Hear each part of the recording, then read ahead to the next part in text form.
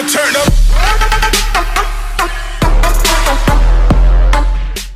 What up, is Marcus Dynasty Football Dads? I have Jackson here. He wanted to be a part of this video. So we're going team by team, going in depth through Dynasty and Fantasy Football to tell you what do we expect for the 2021 season and upcoming and the following seasons after that. But if you're new to the channel, please subscribe. We're giving away a Jerry Jeudy signed college jersey. All you have to do is be a subscriber for a chance to win. When we hit 1K, we're going to be giving it away to one of you subscribers. All right. So, Detroit Lions. So we went with the Vikings. Now we're going with the Lions. You can guess what is probably coming in the next day or two, right? You're just looking bigger and bigger on camera. Man, I remember when he used to look super tiny. I could barely hold him. Well, he's a lot bigger now. So, Jared Goff is the new sheriff in town. So Matthew Stafford gone. Jared Goff maybe slightly a little bit less fantasy football relevant. But let's look at his last 4 seasons. 12, 6, 13, 19. I mean, you're talking about a guy who, from 12 to 19 is not a big difference. We were talking about the Kirk Cousins, the Staffords, the Carrs. We were talking about these quarterbacks that are kind of in this fluctuant range. Philip Rivers previously. Big Ben's probably going to be in this category as well of quarterbacks that are not going to be they're not going to give you a crazy advantage. So you can't give up the farm for them, especially in Superflex leagues. In 1QB leagues, they're not going to give you a ton of advantage at the position because a lot of times they're like the baseline of what everyone has. And then there's other teams that will have Kyler and Josh Allen and Pat Mahomes that will give that team the 5, 6, 7 point advantage. So where do we have? So in 1QB leagues, it's a third round pick. It's a third round pick. It's what it is. I'm not giving much more unless I am super desperate and I'm an injury team need. I prepared. Yeah. I knew you guys are getting fussy.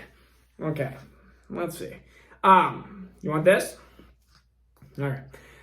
In Superflex, mid-first round pick for these guys. That's just what it is. I mean, that's what you're going to have to give up because out of the Zach Wilson, Trey Lance, Justin Fields, out of those 3 players, probably one of these is going to end up being in this like QB2 area. Or you're going to have to get a Sam Darnold or a Teddy Bridgewater or any of those quarterbacks, and it's kind of the same thing. I mean, Jared Goff is not going to be a top 5 quarterback. He's not even going to be probably a top 7, 8 quarterback with his rushing limited upside. He's going to be a QB 10 to QB, I mean, he was QB 6 at one point, so yeah, I'll give him that. But he's going to be QB 10 to QB 19, 20, and that's what you're going to get, and you're going to get that probably pretty consistently. And he's still young, so you could get that in the upcoming years, even though they don't have very many weapons. I understand they don't have any weapons. So we're going to go through some of the running backs here. DeAndre Swift, I absolutely love DeAndre Swift. He's a top 10 dynasty running back. I don't know, he has been the biggest roller coaster of any player that I can remember over the last bit here. Yeah, he went from number 101, coming out of Georgia, like, oh my goodness, we need to buy him now. He's so talented. His dead leg is amazing, blah, blah, blah, blah, blah. Gets drafted to the Lions, goes down to like 103 to 104 to 105 area. There's teams that were taking him as the 5th best running back in that draft class, which I think is crazy, but that's just what was happening. So you have DeAndre Swift goes down. Then DeAndre Swift starts the season off bad, but comes out the second half, and people were talking about him being a top 6, 7, maybe 5 dynasty running back. I even heard very substantial podcasts and channels that were saying he's the top 5 dynasty running back. He's my dynasty running back 4, 5. Like they were like hyping him up. They were talking about how many players they wouldn't rather have over. They would rather have Swift over him. And now he's back down into like, oh my goodness, I think they did Jamal Williams. They drafted Jamar Jefferson. Like, he's back to being RB 15. It's like, no, he's RB 7 and 7-ish, 8 in my opinion, depending on where you want to go, but 7, 8 in my opinion. And I mean, you're looking at a guy who had a fantasy finish of 20 as a rookie. I think that is his baseline, and that is when he started off absolutely horrible. I mean, we're talking about a guy who had 621 yards rushing, had 13 games played, didn't even play a full season. You're looking at a guy who could still. Jamal Williams is not going to be a super big threat.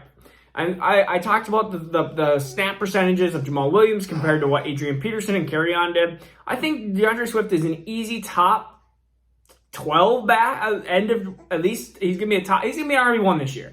I think he's really, honestly, going to be an RB1. They're going to give him a ton of different passing work, and Jamal Williams is going to come in there and play the Jamal Williams role to Aaron Jones. But Aaron Jones is not going to be DeAndre Swift. And Aaron Jones had a RB3 and RB5 finish. Jamar Jefferson is not a great running back. I don't believe in him. Let's just go to him. He's RB12. He's picked 45. You're talking about an end of round 4 pick. He was picked in round 7 in the NFL draft. This is probably, I don't know if this is a strong take, but I think DeAndre Swift is an easy top 10 running back in Dynasty. I think it's easy. That's why he's my RB7, 8, if you want to call him and Dobbins like tied there. I don't understand why people are so low on DeAndre Swift. I understand the Detroit Lions scarcity issue, but I am going to go with talent, and he is super talented. And Jared Goff has no other choices. They're going to be down by 1 million points. Who are they going to throw it to? Quintus Cephas every single time? Are you still getting frustrated? Come on, eat. It's like the slowest chewing ever. So again, Jamal Williams, he's going to be what he was in Green Bay. So look up his stats in Green Bay, and you'll see exactly what you're going to get probably in Detroit. Wide receivers, though, this is where we really need to talk because they have pretty much no one. Quintus Cephas, I mean, you're talking about a guy who had like 300 yards receiving last year. I think Quintus Cephas is going to be a really good wide receiver like 2. I think the offense is going to run through DeAndre Swift in the passing game, TJ Hawkinson in the passing game, and a mixture of 3 wide receivers, which is going to be Quintus Cephas, Amon-Ra St. Brown, and Jonathan Adams Jr., the undrafted free agent. He's my wide receiver 17. Amon-Ra St. Brown is my wide receiver 9. I'm really considering moving up to wide receiver 8, just looking at, he was my wide receiver 7 pre-draft, so I moved him down a couple spots because of some of the draft capital issues, but he's round 4, and just looking at putting targets where they have to go, he's the only one there. He's like one of the only ones there. So we're talking about Amon-Ra St. Brown. I think he's going to have a really good rookie season. And Jonathan Adams, a undrafted free agent. It's going to be either him or it's going to be somebody that it's one of those rookie, or it's going to be one player that we may have never even heard of. And it's like that rookie, or not even rookie. It could be even a veteran that you go, man, he's been in the league for 7 years. Where did he come from? Oh, that's right, Detroit, because somebody had to swallow up 100 targets. That could be the case as well. And he may not even be on the roster right now. That's the crazy thing about Detroit.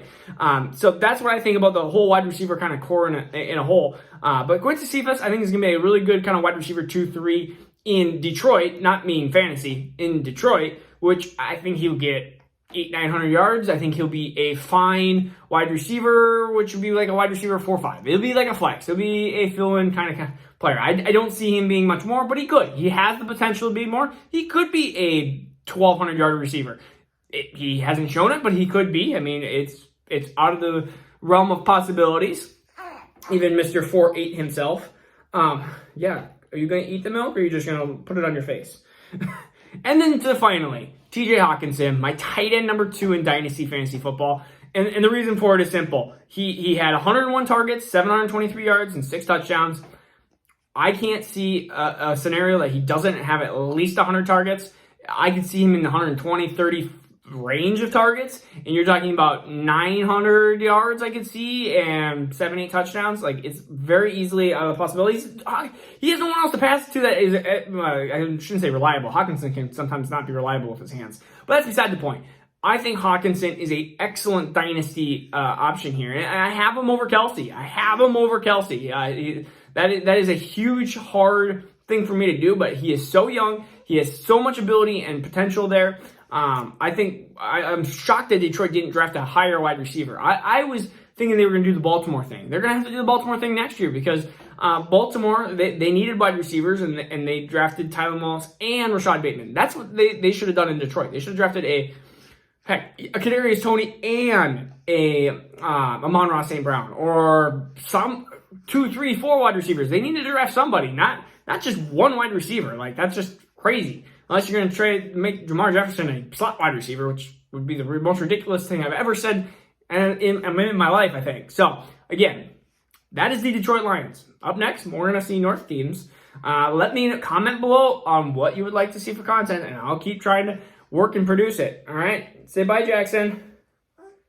Say bye. Oh, all right, Mom. I got to go get the burp cloth. All right. Peace out. See you tomorrow. Now turn up.